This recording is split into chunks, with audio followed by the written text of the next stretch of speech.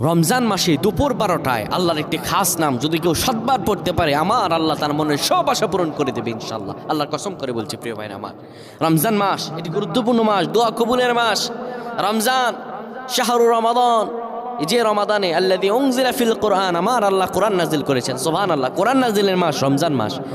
কোনো ব্যক্তি যদি রমজান মাসে দুপুর 12টা যখন বেড়ে যাবে, দুপুর 12টা বেজে যাওয়ার পরে মানুষগুলো তখন যদি আল্লাহ তাআলার এই খাস নামটি 7 বার পড়তে পারে, আমার আল্লাহ তার সব দোয়া কবুল করে দিবেন। কি অবস্থায় আছেন আপনি?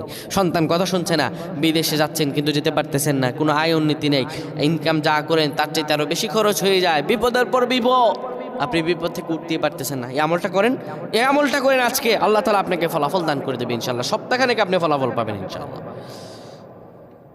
যখন দুপুর 12টা বেজে যাবে, আপনি তখন কোনো মসজিদ কিংবা ঘরের একটি কোনায় বসে যাবেন, জায়নামাজ বিছিয়ে বসবেন।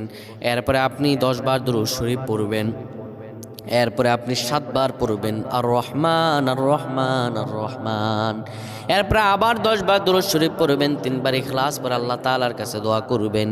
এইভাবে যদি দোয়া করতে পারেন, আমার আল্লাহ তাআলা আপনার সব দোয়াগুলো কবুল আর মঞ্জুর করে নেবেন। সুবহানাল্লাহ পড়েন।